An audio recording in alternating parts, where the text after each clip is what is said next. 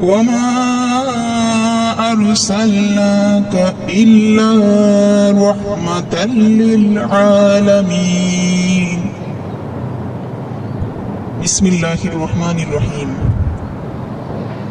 প্রিয় বন্ধুরা, আজ আমরা শুনব এক মায়াময় সত্য ঘটনা যা প্রিয় নবীজি সাল্লাল্লাহু আলাইহি ওয়াসাল্লাম ওনার জীবনী মোবারক থেকে পেয়েছি। তিনি যে কত অসীম দয়ালু তা আমি কি বর্ণনা করব। স্বয়ং মহান আল্লাহ পাক তিনি নিজেই পবিত্র কোরআন শরীফে ঘোষণা করেন, সূরা নম্বর 21, সূরা আল আম্বিয়া শরীফ 107 নং আয়াত শরীফ, ওমা আরসালনাকা ইল্লা রাহমাতাল লিল আলামিন। অর্থ, নিশ্চয়ই আমি আপনাকে সমগ্র জগতের জন্য রহমত স্বরূপ প্রেরণ করেছি। সুবহানাল্লাহ। এই আয়াতে কারিমায় মহান আল্লাহ পাক রহমতুল লিল আলামিন হুজুর পাক সাল্লাল্লাহু আলাইহি ওয়াসাল্লাম ওনাকে রহমতুল লিল আলামিন হিসেবে তথা সমস্ত কায়নাতের জন্য রহমত হিসেবে ঘোষণা দিয়েছেন। সুবহানাল্লাহ। দয়ার সাগর হুজুর পাক সাল্লাল্লাহু আলাইহি ওয়াসাল্লাম ওনার সেই রহমত দয়া কোনো নির্দিষ্ট জাতি, গোষ্ঠী বা কাল বা কোনো জায়গার জন্য নির্দিষ্ট নন, বরং তিনি সমগ্র মানব জাতি, জিন জাতি, ফেরেশতা, পশু পাখি এমনকি সমগ্র সৃষ্টি জগতের জন্যই দয়ার প্রতীক।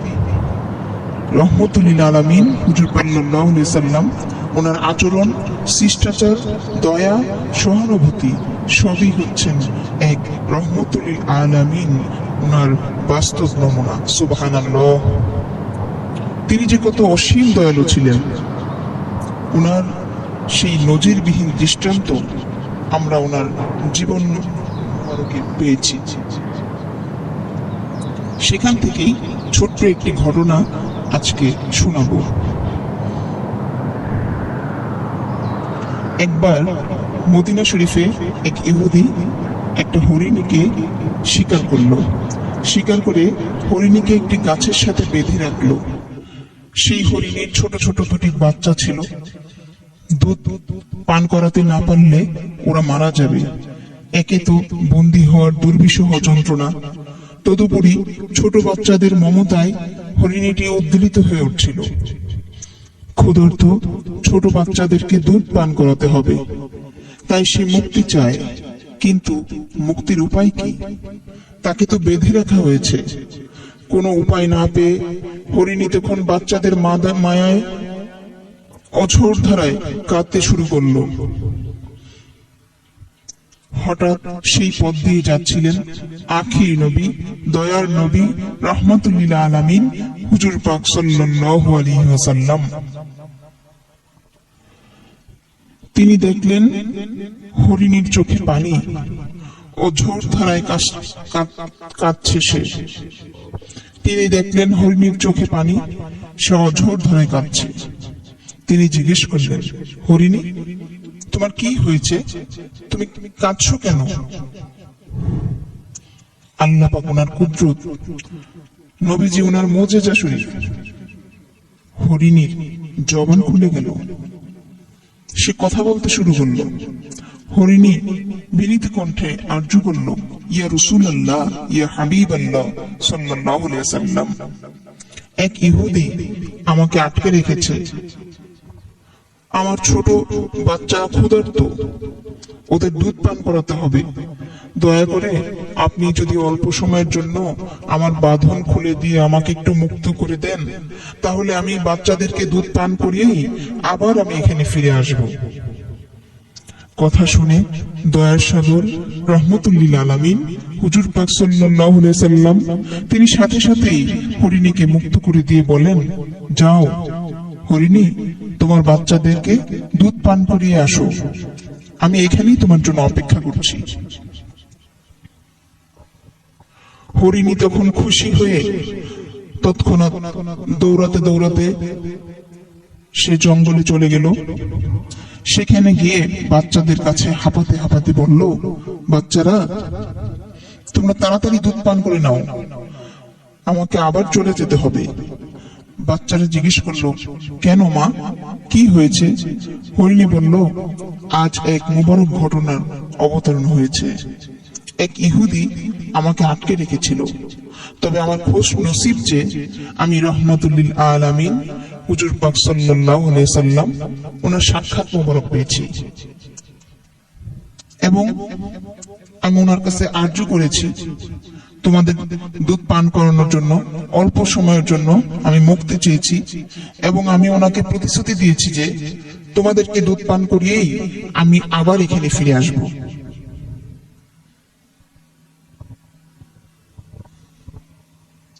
তিনি আমাদের জন্য সেখানে অপেক্ষা করছেন। তখন ইহুদিও সেখানে উপস্থিত ছিল না, তাই আমাকে আবার দ্রুত ফিরে যেতে হবে। বাচ্চারা এই কথা শুনে বলল, মাগো, আমরা আর এখন দুধ পান করব না, কারণ এতে দেরি হয়ে যাবে, আর দেরি হয়ে গেলে নবীজি সাল্লাল্লাহু আলাইহি ওয়াসাল্লাম ওনার সঙ্গে বেয়াদবি হবে।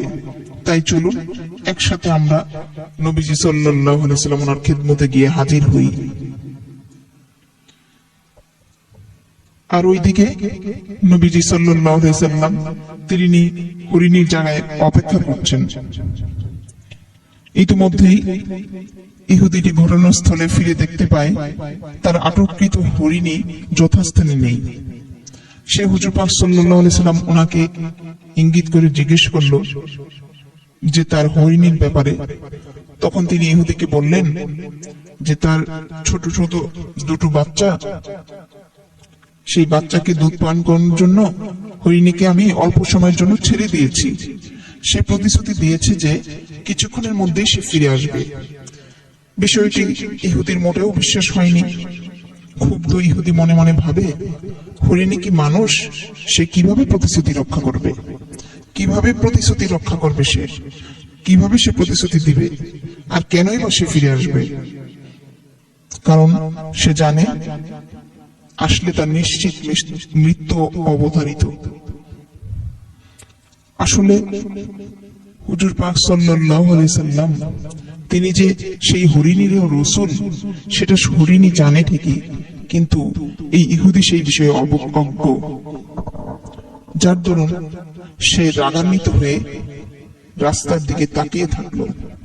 কিন্তু দেখা গেল ইহুদির সেই খুব মিশ্রিত দুর্ভাবনা শেষ না হতেই তার বাচ্চা সহ হুজুর পাক সাল্লাল্লাহু আলাইহি সাল্লামের কাছে ফিরে আসলো। অর্থাৎ ফিরে গেল একটি হরিণ, আর সে এখন তাকিয়ে দেখলো একটি হরিণের সাথে তার আরো দুটি বাচ্চা, অর্থাৎ তিনটি হরিণ ফিরে আসছে। এই ঘটনা দেখে ইহুদি অবাক হয়ে তাকিয়ে রইল। ইহুদি বিস্ময়ে হতবাক হয়ে বলল, এটা কি করে সম্ভব?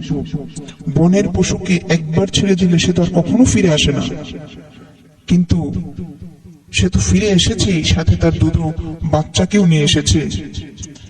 এটা কি করে সম্ভব যে বনের পশু কথা শোনে? তাহলে তো তিনি কোনো সাধারণ লোক নন, তিনি কোনো সাধারণ ব্যক্তি নন। ইহুদি তখন বলল যে আপনি সত্যি কোন সাধারণ ব্যক্তি নন, ইয়া রাসূলুল্লাহ সাল্লাল্লাহু আলাইহি সাল্লাম, নিশ্চয়ই আপনি আল্লাহ পাক ওনার রাসূল। এই অভাবিত ঘটনা দেখে ইহুদি তখন সাথে সাথে কালিমা শরীফ পাঠ করলো, আশহাদু আল্লা ইলাহা ইল্লাল্লাহু ওয়া আশহাদু আন্না মুহাম্মাদান আবদুহু ওয়া রাসূলুহু। আমি সাক্ষ্য দিচ্ছি যে আল্লাহ পাক ছাড়া কোনো ইলাহ নেই, ও আশহাদু আন্না মুহাম্মাদান আবদুহু ওয়া রাসূলুহু, এবং আমি আরো সাক্ষ্য দিচ্ছি যে মুহাম্মদুর রাসূলুল্লাহ সাল্লাল্লাহু আলাইহি ওয়াসাল্লাম তিনি হচ্ছেন মহান আল্লাহ পাক ওনার বান্দা ও রাসূল সাল্লাল্লাহু আলাইহি ওয়াসাল্লাম। নবীজির এই মুজিজা মোবারক, দয়া মোবারক দেখে ইহুদির সাথে সাথেই মুসলমান হয়ে গেল। অতঃপর সে হরিণীকেও মুক্ত করে দিল। সুবহানাল্লাহ। এই ঘটনা থেকে আমাদের জন্য ইবরত নসিহতের বিষয় হচ্ছে দয়া ও মমতার প্রতি ইসলামের গুরুত্ব কতটুকু, সাথে সাথে কাউকে কথা দিয়ে তার কথা রক্ষা করা, আমানতদারিতা রক্ষা করা একজন হাকিকি মুসলমানের বৈশিষ্ট্য। সর্বোপরি নবীজির এই মুজিজা মুবারক দেখে ইহুদির ঈমান নসিব হলো। সুবহানাল্লাহ। সম্মানিত শ্রোতাগণ, যারা এতক্ষণ যাবত নবীজির মহাব্বতে শ্রবণ করছিলেন, তারা প্লিজ চ্যানেলটিকে সাবস্ক্রাইব করে চ্যানেলের পাশেই থাকুন এবং আপনাদের মূল্যবান মতামত জানাতে কমেন্ট বক্সে কমেন্ট করুন এবং ভিডিওটিকে শেয়ার করে অন্যদেরকেও শেখার সুযোগ করে দিন, কারণ আপনার এই সাবস্ক্রাইব, লাইক, কমেন্ট, শেয়ার করা হবে এই দয়ারই বহিঃপ্রকাশ। সবশেষে আমরা দোয়া করব, আয় বারি ইলাহি, আয় আল্লাহ পাক, আমাদের অন্তরকে ইসলামের আলোয় আলোকিত করুন এবং রহমতুল্লিল আলামিন দয়ার সাগর নবীজি সাল্লাল্লাহু আলাইহি সাল্লাম ওনার মতো দয়াবান হওয়ার তৌফিক দান করুন। আমিন।